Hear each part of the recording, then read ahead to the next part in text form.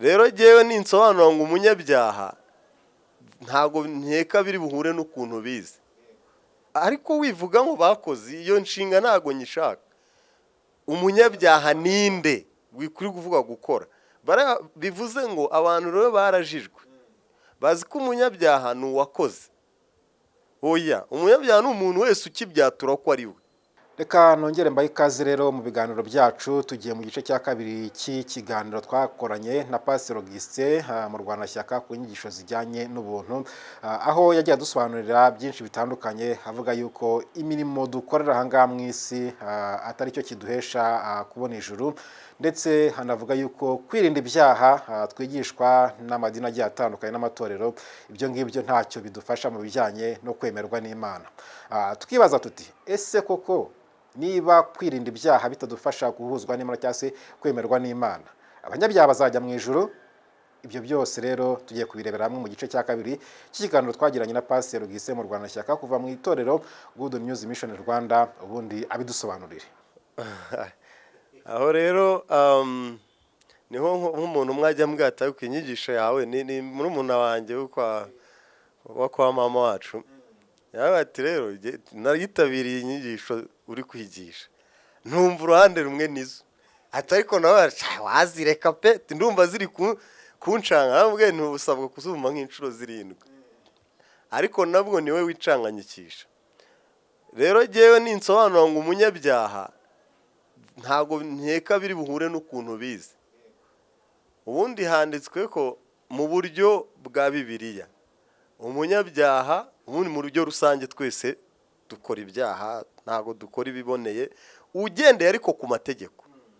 Ariko ugendeye ku itegeko cyitwa itegeko ry'umwuka w'ubugingo ryo muri Kristo Yesu, umunyabyaha ninde?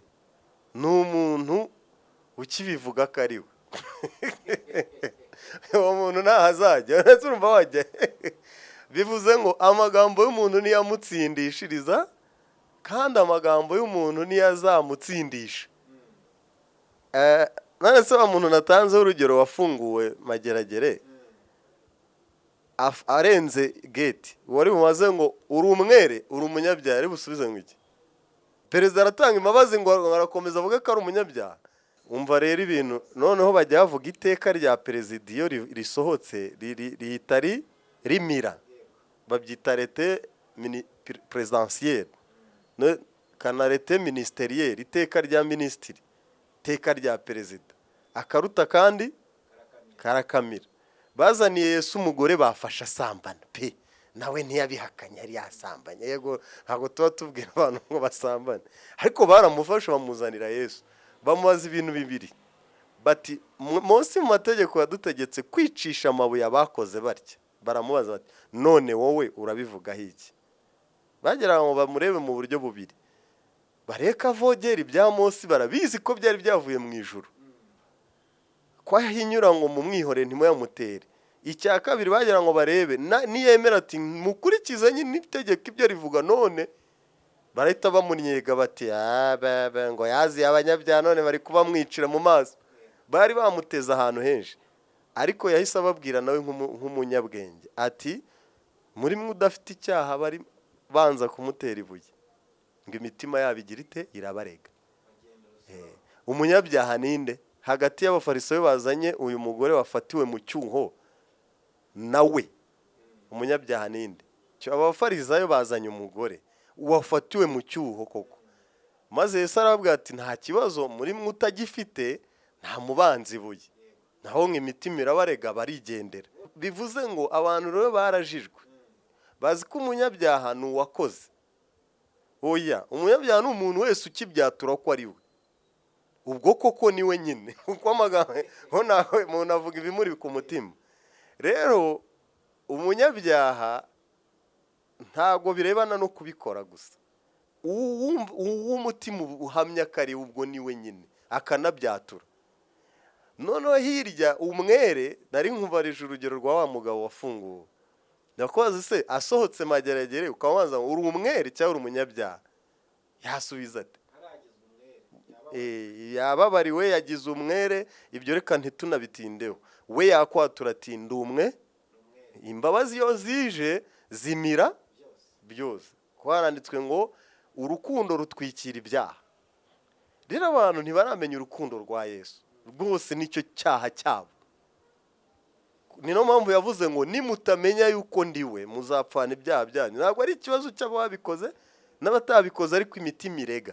Ibyo si ikibazo, ibyo ngibyo abantu ariko ntibumve mvuga ngo si ikibazo gukora ibyaha. No, tugeze imbere y'urubanza rw'Imana, ikibazo ntikikiri ngo wabikoze ngo uyu ntabyo yakoze, kuko no kuba n'abatabikoze urumva ko abafarisayo imitima yabareze. Imbere y'urubanza rw'Imana ari ikibazo umunyabyaha asigara arinda. Ubwo nabanje gusobanura umunyabyaha uwo ari we, nyuma ndasubiza ngo azajyayo ntazajyayo. Icyo cyo ariko ni urucabana, kuko n'uwamubwira ngo najyeyo nawe umutima we ntiwamwemerera. Niyo mpamvu turirimba ngo bazatinya guhinguka imbere ye, bazahinduka ubwoba busa, sibyo? Nawe ubwe ntiwamubwira uti bajya bava mu munyacyaha yiruka ntawe umwirukankanye, nawe ubwe ikimwirukankana kiba kimurimo gusa. So bivuze rero ngo abantu banze bamenye umunyabyaha uwo ari we. Ntabwo ari uriya mugore gusa, n'aba bamuzanye batakoze icyaha nibo, kuko imitima iracyababwira ngo nibo. So rero bivuze ngo umuntu wese utaratahura urukundo rw'Imana, umuntu utarakira imbabazi, muri abantu b'inzego za RIB bazi ibibazo babaza umuntu ukekwaho icyaha, barabizi nyiri icyaha ahita bivuga. Barabizi, ntabyo nzi ariko ndabizi ko ukuntu babaza umuntu atari ko wamubaza. Nabo barabizi ariko ni hahandi, ni hahandi. Njyewe hari ibintu njya nibaza ise nk'uyu bamufashe bate. Barabizi nibyo biga, uretse ko babyiga ubwo bazi uko babikurikirana. Ubwo wenda bamwe iyo byanze bahamagara bamaze igihe bati sha we yabihishe. So bivuze rero Yesu ni umuhanga, azi kubaza. Ntabwo iryo kosa ryabaho, nta wamutera ibuye. Na Yesu ntabwo yigeze abaza ngo utakoze icyaha bari buhurure bakayamutera. Yarabaje ngo udafite. Mu Cyongereza nzi ukuntu baba udafite icyaha, ntabwo baba ngo utakoze bumvaga edayeri nta nibyo bari banakoze. Babe abafarisayo barabo mu bigaragara bagaragara neza, ariko mimbere niyo mpamvu yajyaga bavuga ngo mubanze mwoze imbere y'igikombe n'imbehe. Urumva? Rero mimbere rero umunyabyaha umuntu wese ucyatura kariwe n'umuntu uri kunyumva, niba ujya uvuga ngo ngo ndi umunyabyaha, ubwo nyine ntugire ngo hari n'urundi rubanza ngo amagambo y'umuntu niyo azamutsindisha. Kubera iki?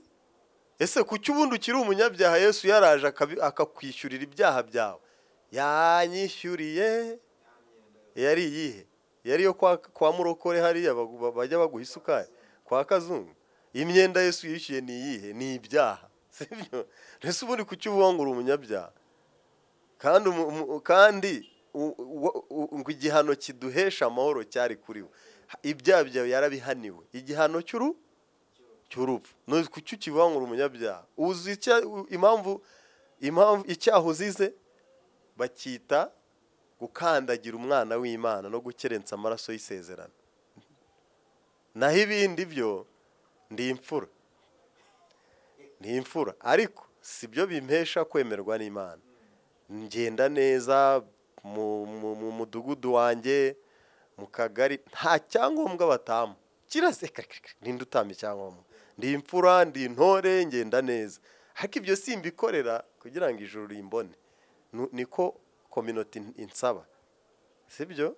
Kuko bajya batuma iyo usaba akazi icyangombwa cyo mu mico n'imyifatire, icyangombwa cy'uko utafunzwe amezi angahe, byose ngenda bihabwa. Utakatiwe. Ikindi cyangombwa ngiye kureba ko dogiteri atazakinyima ni icy'amagara mazima. Sigaye ndya utubuto nkakora udusiporo hato ntazasaba icy'ubuzima bwiza, akaba ati wapi wararangiye. Ibyangombwa ngende imfura aho muhuri sezeraniye niho muhurira, niyo ubitse ibanga ntikuvemo. Imfura niyo wapfushika kurerera, nibyo ibintu nk'ibi. Tugomba kuba imfura, ndabishyigikiye. Ariko ntibivuze ko muzehe wanjye niwajyaga avuga ngo wagushungura ntiyakuburamo inkumbi. Imana idushunguye ibyo twica ni byinshi. Bivuze rero ibyaha ibyo ntabwo ari byireba. Irarebe se wizeye umwana w'Imana, amaraso y'isezerano yakwejesheje wayahaye agaciro, umwuka utanga ubuntu waramwakiriye ye ntabwo ukiri umunyabyaha. Yongeye urumva umunyabyaha utakiri umunyabyaha urumva uwo ari we, yahaye agaciro umukiza Yesu n'imirimo ye, yizeye amaraso y'isezerano yejeshejwe nayo, yakiriye umwuka utanga ubuntu, afite amahoro ku Mana kubw'umwami Yesu. Uyu muntu yatura ko ari umwere kuko yejejwe n'amaraso ya Yesu maze. Wa munyabyaha rero n'utarizera, rero utarizera ntiyanatinyuka, niyo wamubwira ngo ngaho rigemo yabate kasi iryanjye. Nsubizo ro kakandi wambajije, ibiganiro biba ari byinshi cyane kuvuga ngo nitubaho ko ngo turabere ngo twise Imana twaba twisinya binyoma. Nta n'ingero zindi nshaka gukoresha, njya nakoresha uyu mugabo bafunguye Mageragere. Uriya ntiwamubwiye ko umubaje ngo urumwere yakwibwira ati pe nta kibazo mfite, iyo mba ntari wese nariba nkiri inyuma hariya nyine nta cyaha nyine afite. Ariko se niwe ubivuze, ninde wabanje kuba ko nta cyaha afite? Ibyo ngibyo ndumva nta n'ibintu byindi. Rero noneho iyo vasi abantu ubwoba bwa Satani bujya butuma bayisobanura nabi. Ntitugaruka nta cyaha dufite, tuba twise Imana inyabinyoma. Mbabwiraho musoma musange ntacyo mufite. Abakorinto ba mbere ibice 6 uzasome ku murongo wa 10 n'uwa 11. Abakorinto ba mbere ibice 6 aravuga ngo mwari nkabo. Iyo mvugo iravuga mwari nkabo cyangwa mwari nkabo, abakiranirwa, abasambanyi, abaki. Ariko ntabwo handitswe ngo ariko ngo mwarabiretse. Njye hari abantu bajya basobanura ibintu bitanditse. Yego hari ibyo mwaretse kwa, ntabwo ari indangagaciro z'umukristo. Ariko no mu gihe muri iyo state Bibiliya ivuga ngo ariko mwaruhagiwe, mwarejejwe, mwatsindishijwe n'umwuka w'Imana yacu kubw'umwami wacu Yesu. Birumvikana? Bivuze niba ijambo rikukubwira ngo waratsindishirijwe, waruhagiwe, warejejwe, niba ijambo rikubwira ngo waruhagiwe, warejejwe, ubwo wagahamije ngo ubwo uri uwejejwe abari none se urumva ari wowe uba uri kwita Imana inyabinyoma? Niyo ibikubwiye nawe urabyemeye, hari ikindi se? Bifasha umuntu umeze nk'abo uwo wabikoreye, kandi aba ari uwa kabiri, wowe uri uwa mbere we biragufasha, nuriya biramufasha. Na rwose ibyo si nabyo nshishikariza abantu basanzwe banabizi, ariko ibyo ntuzabijyane mu ijuru, kuko Imana ikunyeganyeje igushunguye ntabwo yakuburamo inkumbi, ntiyakuburamo ibidahwitse. Noneho wumve ngo ibyo byiza rero ukoze, wumve uko Bibiliya ibyita ngo n'ibyo mwakiranutsemo byose bimeze nk'ubushwambagara bufite ibizinga. Urumva ibyo byiza byawe kuri yo ibyita ubushwambagara. Noneho birikomeza ikugira inama ngo erega twese turaba nk'ikibabi. Urumva hari imbaraga tugira, akazuba gakubitaho kikaraba. Erega twese turaba nk'ikibabi, kandi gukiranirwa kwacu kudutwara nk'umuyaga. Urumva waheraho ujya imbere y'Imana uvuga ngo ngiye ngo narushije abandi? Oya, dutsindishirizwa n'ubuntu bwayo biduhereye ubusa kubwo gucungurwa kubonerwa muri Yesu. Twaracunguwe, twabiherewe ubuntu. Niyo mpamvu hari umuhanzi waririmbye ngo ni Yesu izina riryoshye niwe nzirata. Byumvikanye? Niyo mpamvu muri iki gihugu cy'amahoro no kubaturwa ibintu byarikandamiza, ibi byose tuba tuvuga ngo hari abo tuzi byavunnye, twe turi kwinjoyinga ibyo abandi bavunikiye. Niyo mpamvu rero nsigara kuri kakane bavuga ngo ndi intore. Nta kibazo, intore ni umurinzi w'ibyagezweho, nta wabisenya irora. Ese ubundi haba hari ushaka gusenya? Wowe ufite intwaro, ufite ibikoresho bihangana nawe. Batubwiye ngo ujye utanga iki? Amakuru. Twaba sivili dutanga amakuru mu nzego, bavuga ngo nk'umuntu ushaka kubangamira umudendezo w'igihugu ahita afatwa atararenga umutaro, ko ntiduhangana nawe, ntidufite ibikoresho. Na Satani rero dutanga amakuru, birumvikana, nawe aratwataka, nta bushobozi dufite kuko n'ubundi araturusha. Dutanga amakuru, twe dukora icyo gutahura. nicyo dukora. Icya kabiri, niba koko wizera Yesu, nabikubwiye, ijambo riravuga ngo ntitwari ubwoko ariko none ubu turi ubwoko bw'Imana. Kera ntitwari twakababarirwa ariko ubu twarababariwe. Birumvikana? Noneho icyo akazi dusigaranye, uri kuvuga ngo noneho ngo twubake. Akazi rero dusigaranye mu byo kwizera, haranditswe ngo twamamaze ishimwe ry'iyaduhamagaye ikadukura mu mwijima ikadushyira mu mucyo wayo. Birumvikana? Kwamamaza ishimwe rero ni ibindi ndimo ndakora. Ubuse biri kumvuna. Njye ni kwa Yesu yarancunguye. Yesu yatanze ikiguzi cy'amaraso. Yesu yishyuye, yahanwe igihano cy'urupfu kiruta ibindi bihano bibaho kubera ibyaha byanyu. None se ideni ryishyurwa kabiri? Babibara muri errors. Iyari ideni ni rimwe. None ideni ryari ibyaha byanjye. Yesu yaranyishyuriye. Njye ndasabwa kwishyura iki? Njye ndamamaza uwankwe mu mwijima akanshyira mu mucyo we. Sinyira umunyabyaha mu mwijima, byari intekerezo zimbwira ngo ndiwe. Zinanshuka ngo ningerageze ngo ndebe ibisubizo ngo mbyishakemo. Urumva uwo muntu papa yatabarutse afite imyaka 76 ngira ngo. Ariko ntimwari bwicarana isaha atirahiriye umuntu wamuhaye inka. Hari umuntu wari waramuhaye inka. Ibaza inka. Noneho Yesu arankijije sinkirimbutse. Umurimo ashaka ko mukorera ni ukwamamaza ishimwe rye gusa. Siko biri? Ariko abantu baragiye babapanga imirimo, bipanga akazi, baragiye bararushya ibintu by'Imana byavunnye abantu, nta byishimo, sibyo? Birirwa kabishywe kanyari harya ngo babemereye ngo basubireyo. Birirwa Samatare bajya mu mazi asuma ngo y'inyamasheke, abantu barabawe barwaye ibifu kuki watitiriza nawe ngo ikugirire neza. Nabajije umuntu ahantu Mukarangi Kayonza ntese kuko cyumweru wagiye gusenga ubu none utagiye gukora uri kugiye ngo ayiwe ngo ara tuba dusenga muri rusange ngo kuwa kabiri njya kwijajabira. Rero abantu ibintu by'Imana ntago bibanezeza ahubwo ni stress. Abarwara stress, abazarwara stroke, abazarwara umuvuduko w'amaraso, ibintu by'Imana ubundi kuki bigushyira umuvuduko w'amaraso, sibyo? Haranditswe ngo mwishime, sibyo? Ariko kubera kutabisobanukirwa neza byabereye abantu stress.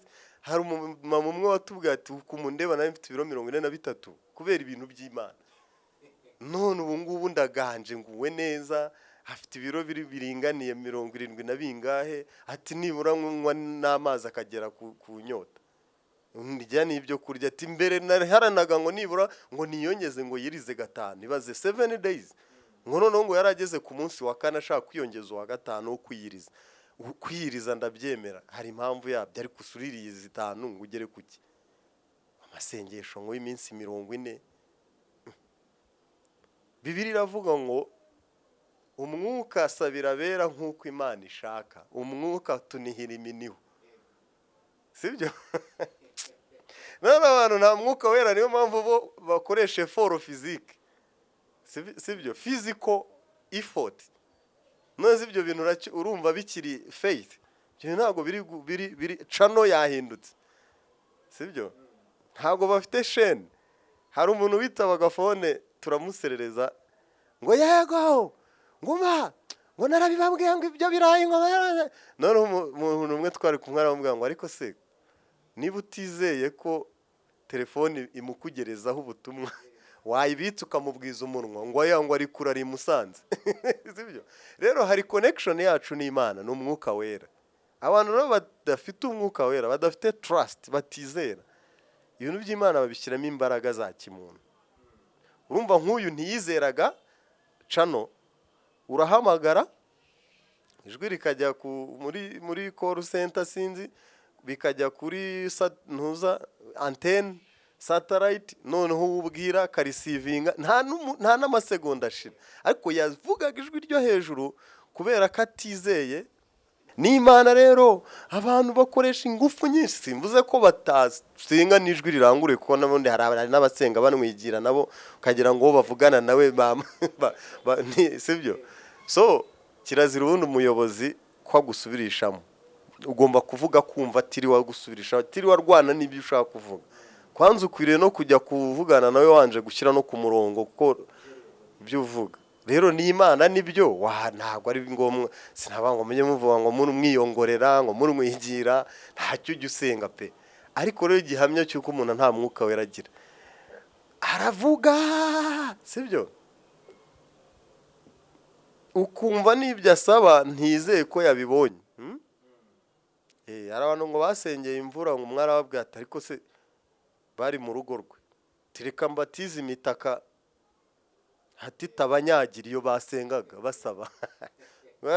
Umwe arasohoka ngo uzi ngo izanagwa ngo izapfa iguye, basengaga ngo Imana ibaha imvura, ngo twizeye ko biduhaye mu izina rya Yesu. Rero nyir'urugo arabyemera ko ubwo imvura imanutse, rero ati hano hari imitaka mutanyagirwa, bamusezeyeho ati tunyarindwa n'iki, ati n'imvura. Ati we umwe areba hejuru areba ikirere, ati niba ari igwa izagwa hari nka nyuma y'amezi kandi tumaze kuyisaba. Ariko nawe ugira amashyengo, urumva nubwo bayisabye nta na gahunda. Bivuze rero tugomba gutuza neza mu bintu by'Imana. Ibi ni faith, kwizera ni uguhamya ibyiringirwa udashidikanya.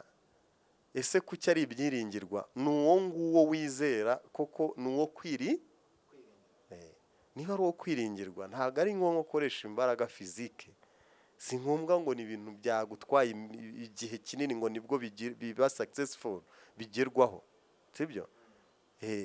So maze rero abasenga rimwe bati ntitugutota amagambo nkaho tugutegeka, kandi ahubwo ari byo umaze gukora.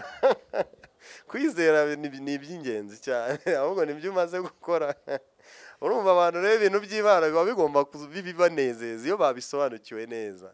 Ntabwo ari ibintu bituma barwara igifu kubwo kwiriza iminsi 6 bakarokoramo umwe gusa wa 7. Ntabwo ari ibintu barara batengurwa ngo baraye ku mazi asuma ngo ibyaha bibaveho, abandi bo ngo bikorera amabuye aremereye, sibyo? Ngo turakeka ibyaha byacu binganya n'aya mabuye ibiro, ngo bayakubita hasi ngo ndabituye. Byose ni ibintu biri satanike. N'ubundi iyo mvugo uracyayigarura ngo ni icyo asabwe gukora. Ni ukuvuga ngo mumenye, nabyumvise wikwigora, mumenye ibi mu nshinga. Iyo nshinga gukora arakora iki, sibyo? Iki gihugu ko twinjiye cyafashwe, ninde muntu wazanye umuheto nawe ngo aze kuru? Ni ukuvuga ngo noneho nari ngiye kwikoraho, nari ngiye vuga ngo byararangiye. Ariko ni nabyo ngo ibiyo wasabwaga wari uzi ngo urasaba kugira icyo ubikoraho, ahubwo byakire ni ibintu warakererewe. Yesu yabikoze mbere yawe, Yesu yarabigukoreye, sibyo? Yesu yatwunze n'Imana, abantu bajye bamenya ibyo. Bivuze ngo byasabwaga ko twe n'Imana tuba umwe. Bivuze rero ngo hari option ebyiri, uburyo bubiri: iraza ibinyabyaha tuba umwe, cyangwa se turagenda tube iyera tuba umwe. Biri kumvikana? Rero Yesu yaraje atwezaho gukiranirwa kose, yishyura ikiguzi, amena amaraso y'impongano. Yesu yatwunze n'Imana turi umwe. Imana yiyongeyemo natwe ntiyaba ikitubaraho gukiranirwa. Harandi hantu nasezeranije ariko basoma Abakorinto ba 2 none w'ibice 5 umurongo wa 19 handitswe ngo ntikibabaraho ibibazo byabo, sibyo? Rero abantu bamenye ukuri, haranditswe ngo muzamenye ukuri kubwako kuzababatura. Urabona ngiye kera nayo ambishidikanyaho nkanywa ikinini, nakuba kinini kiragera mu rutugu koko. Yaka ikinini iyo kinyweye ufite ahantu igisebe, niba ari niba ari urushinge, ibyo wizera rugeraho indwara iri. Iyo wizeye Yesu umutima wawe ugubwa neza, sibyo? Rero ariko uwumva hari ibyo kivi yashaka kubanza kusa, abanza cyumve acyusa ruhira ubusa, bajya bavuga ngo umwana umuhana avayo. Iyo uhana umwana kujyayo arabyanga, ukamwihorera akabanza akajyayo akabona ntibivamo, akagaruka ukamuhana avayo.